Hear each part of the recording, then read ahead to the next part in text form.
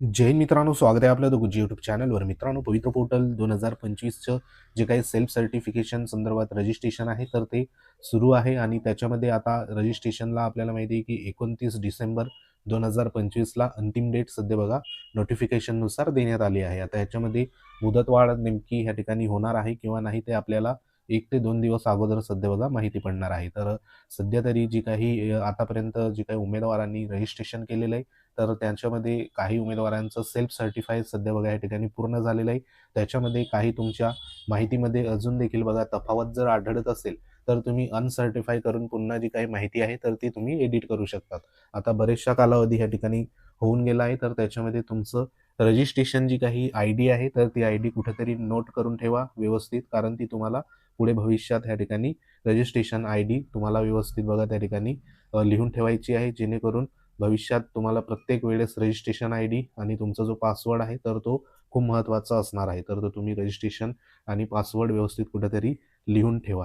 सध्या तरी रजिस्ट्रेशन करत असताना अनेक ज्या काही अडचणी आहेत तर त्या अडचणी सध्या निर्माण झाल्या होत्या. त्याच्यामध्ये शैक्षणिक जी काही पात्रतेसंदर्भात आणि प्रमुख म्हणजे जो काही आपला पदवीचा मुख्य विषय नेमका कोणता टाकावा ही एक मोठी अडचण सध्या प्रत्येक उमेदवाराला सध्या भेडसावत होती. आता ह्याच्यामध्ये काही उमेदवारांना आपला जो काही प्रमुख विषय आहे तर तो सध्या बघा माहिती होता, तर त्यांनी त्यांच्या परीने तो विषय सध्या बघा टाकलेला आहे. तसंच काही उमेदवारांना नेमका मुख्य विषय जो प्रधान विषय आहे तर तो नेमका कोणता आहे ते सध्या बघा त्यांचं कन्फ्युजन होतं. तर काही जे काही कन्फ्युजन आहे तर ते आपण सोडवण्याचा देखील प्रयत्न केला आहे. तरी देखील तुम्हाला अजूनही डाऊट असेल तर तुम्ही आपल्या महाविद्यालयामध्ये किंवा युनिव्हर्सिटीमध्ये संपर्क साधा आणि त्या ठिकाणी जाऊन तुमचा जो काही मुख्य विषय असेल तर तो सध्या बघा तुम्ही क्रॉस व्हेरीफाय किंवा क्रॉस जे असेल तर ते चेक करून घ्या, जेणेकरून आगामी काळामध्ये जी काही भरती प्रक्रिया होणार आहे तर त्याच्यामधून तुम्ही बाद होणार नाही. तर सध्या महत्त्वाचं या ठिकाणी महिला वर्ग जे आहे तर त्या महिला वर्गांना महत्त्वाचं आपल्याला माहिती आहे की आरक्षण असतं. महिला जे काही प्रवर्ग संदर्भात ज्या वेकेन्सी येतात प्रत्येक जे काही सध्या प्रवर्ग आहे तर त्याच्यामध्ये आरक्षण असतं. तर त्याच्यात महिला आरक्षणाचा तुम्ही लाभ घेणार आहे का अशा पद्धतीचं रजिस्ट्रेशन करताना सध्या बघा एक ऑप्शन येत आहे. तर त्याच्यामध्ये यस करायचं किंवा नो करायचं. यस केलं तर कोणत्या प्रवर्गाच्या महिलांना त्या ठिकाणी जे काही प्रमाणपत्र असेल तर ते प्रमाणपत्र लागणार आणि कोणत्या महिलांना सध्या बघा महिला आरक्षणाच्या अनुषंगाने प्रमाणपत्र लागणार नाही. तर त्या अनुषंगाने इथं एक महत्त्वाचं जे काही महिला आरक्षणाच्या अनुषंगाने बघा इथे माहिती देण्यात आली. तर हा खास करून महिला उमेदवारांसंदर्भात बघा ही माहिती इथं देण्यात आली.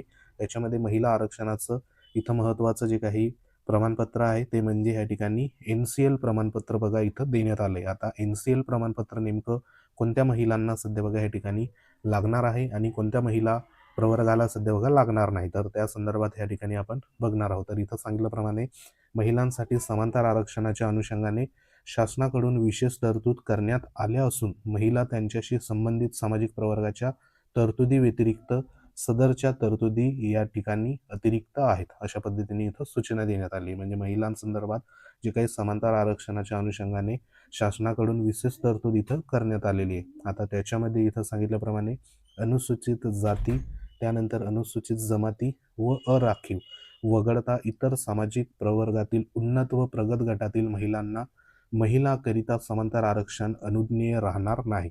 थोडक्यात काय म्हटलेलं आहे की अनुसूचित जाती बरोबर म्हणजे SC, त्यानंतर अनुसूचित जमाती म्हणजे ST व अराखीव प्रवर्ग वगळता इतर सामाजिक प्रवर्गातील महिलांना नॉन क्रिमिलियर प्रमाणपत्र लागू राहील. बरोबर, म्हणजे या ठिकाणी जे काही नॉन क्रिमिलियर प्रमाणपत्र आहे ज्याला आपण NCL सध्या बघा म्हणतो, तर हे प्रमाणपत्र अनुसूचित जाती, त्यानंतर अनुसूचित जमाती आणि अराखीव जे काही प्रवर्गातील महिला वगळता इतर सामाजिक प्रवर्गातील महिलांना NCL जे असेल नॉन क्रिमिलियर प्रमाणपत्र सध्या बघा लागू असणार आहे. कारण या ठिकाणी फक्त अनुसूचित जाती, अनुसूचित जमाती आणि राखीव जे काही प्रवर्गातील महिला सध्या बघा या ठिकाणी त्यांचं महिला आरक्षणाचा लाभ घेत असेल तर ह्यांना कोणत्याही प्रकारचं प्रमाणपत्र सध्या बघा या ठिकाणी दाखवणं गरजेचं नाही. फक्त इतर जे काही प्रवर्गातील महिला आहेत तर त्यांना NCL प्रमाणपत्र या ठिकाणी लागणार आहे. तसंच बघा पुढे इथं म्हटलेलं आहे की मागासवर्गीय व्यक्तीशी आंतरजातीय विवाह केलेल्या महिला उमेदवारांना त्यांच्या स्वतःच्या मूळ प्रवर्गानुसार सवलती देय असतील. म्हणजे ह्या ठिकाणी एखाद्या महिलेंनी मागासवर्गीय व्यक्तीशी बघा आंतरजातीय विवाह जर केला असेल तर अशा महिलांना जे असेल तर अशा महिला उमेदवारांना त्यांच्या स्वतःच्या मूळ प्रवर्गानुसार सवलती देय असणार आहे. बरोबर, म्हणजे एखादी महिला सध्या बघा या ठिकाणी इतर मागासवर्गीय व्यक्तीशी आंतरजातीय जो विवाह केला असेल तर त्यांना त्यांचा स्वतःचा जो काही महिला उमेदवारांचा स्वतःचा मूळचा प्रवर्ग असेल तर त्या प्रवर्गानुसार त्यांना जी काही सवलत असेल तर ती ह्या ठिकाणी बघा दिली जाणार आहे. हे एक महत्त्वाचं इथं वाक्य होतं. त्यानंतर ह्या ठिकाणी पुढचं एक स्टेटमेंट देण्यात आलं आहे की महिलांसाठी आरक्षित पदावर दावा करणाऱ्या किंवा करणारा संबंधित उमेदवार महाराष्ट्र राज्याचा सर्वसाधारणपणे रहिवासी असणे आवश्यक आहे. म्हणजे जे काही महिला आरक्षणासंदर्भात जी काही पदं येतात, महिला सध्या बघा आरक्षणासंदर्भात आपण यस करत असतो आणि त्या अनुषंगाने तुम्हाला ती जी पदं असतात तर ती पदं महिलांसाठी स्पेशल राखीव असतात.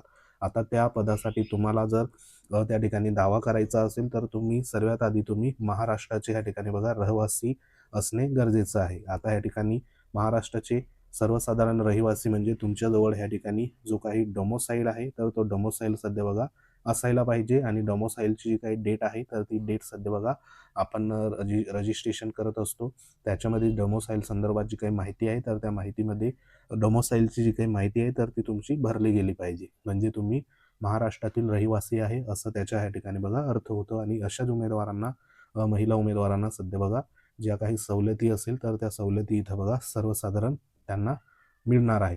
तसंच बघा इथं पुढे म्हटलेलं आहे की अनुसूचित जाती त्यानंतर अनुसूचित जमाती आणि आर्थिकदृष्ट्या मागास प्रवर्गातील महिला व अमागास महिला नॉन क्रिमिलियर प्रमाणपत्र सादर करण्याची आवश्यकता नाही अशा पद्धतीने इथं सांगितलेलं आहे. म्हणजे जे काही NCL आहे तर ते NCL कोणत्या महिलांना इथं बघा लागणार नाही तर ते म्हणजे अनुसूचित जाती बरोबर म्हणजे या ठिकाणी SC त्यानंतर अनुसूचित जमाती ST आणि आर्थिकदृष्ट्या मागास प्रवर्गातील महिला व अमागास महिलांना नॉन क्रिमिलियर प्रमाणपत्र सादर करण्याची आवश्यकता नाही अशा पद्धतीने इथं म्हटलेलं आहे.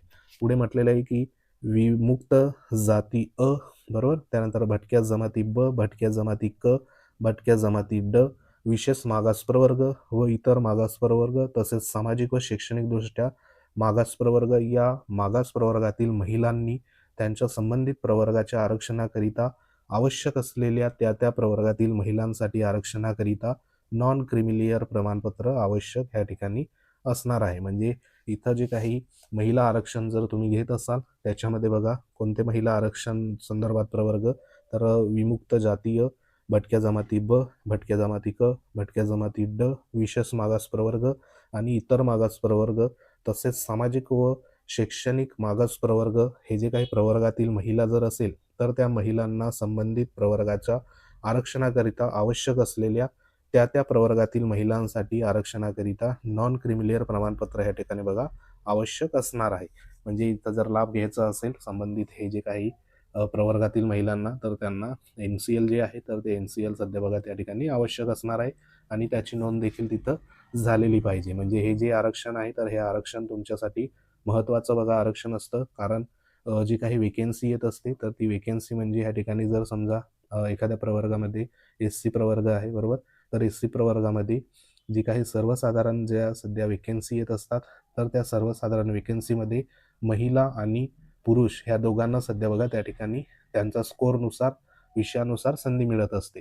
त्यानंतर परत महिला आरक्षण म्हणून एक सध्या बघा या ठिकाणी आरक्षण असतं त्याच्यामध्ये देखील सध्या वेकेन्सी येत असते तर त्या वेकेन्सीमध्ये फक्त महिला उमेदवारांना संधी असते बरोबर. म्हणजे महिला उमेदवारांना कुठं कुठं संधी असणार एक तर सर्वसाधारण वेकेन्सीमध्ये देखील संधी असते आणि परत महिला आरक्षणाच्या हिशोबाने जी वेकेन्सी येत असते तर तेथे देखील संधी ही होत असते. म्हणजे डबल चान्स तुम्हाला महिला उमेदवारांना सध्या बघा इथं राहत असतात आणि महिला उमेदवारांची जी काही वेकेन्सी असेल तर त्या ठिकाणी फक्त महिला उमेदवारांचीच निवड तिथं बघा होत असते. म्हणून ह्या ठिकाणी सांगितल्याप्रमाणे ज्या ज्या प्रवर्गातील महिलांना ह्या ठिकाणी NCL प्रमाणपत्र लागू आहे ते NCL प्रमाणपत्र तुमच्याजवळ असणं गरजेचं आहे जेणेकरून तुम्ही महिला आरक्षणाचा जो काही लाभ असेल तर तो सध्या बघा तुम्ही घेऊ शकतात आणि त्या पोस्टवर तुमची निवड ही होऊ शकते. परंतु इथं सांगितल्याप्रमाणे जे काही NCLची आवश्यकता कोणत्या प्रवर्गाला नाही तर या ठिकाणी अनुसूचित जाती अनुसूचित जमाती आर्थिकदृष्ट्या मागास प्रवर्ग महिला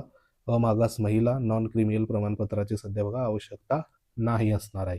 मात्र इतर जे काही संपूर्ण प्रवर्गातील महिलांना त्या संदर्भात प्रमाणपत्र तुमचं असायला पाहिजे. तर ही एक महत्त्वाची जी काही सूचना आहे तर ती सूचना इथं सध्या तरी देण्यात आली. तर तुमचं नसेल तर एकदा चेक करून घ्या NCL संदर्भात ज्या महिला या ठिकाणी आरक्षणाचा लाभ घेऊ इच्छिता तर हे एक व्यवस्थित प्रमाणपत्र तुम्ही बघून घ्या. तर ही एक महत्त्वाची महिला आरक्षणाच्या पदाच्या अनुषंगाने बघा माहिती होती. माहिती आवडली असेल व्हिडिओ लाईक करा, शेअर करा. तुम्ही जर आपल्या चॅनलवर नवीन असाल तर चॅनलला आवर्जून सबस्क्राईब करून घ्या. काही कमेंट असतील ह्या संदर्भात तर कमेंट नक्की करा, त्याच्यावर तुम्हाला योग्य ते मार्गदर्शन केलं जाईल. तर भेटू आपण पुढच्या महत्त्वाच्या अपडेटमध्ये. तोपर्यंत जय हिंद, वंदे मातरम.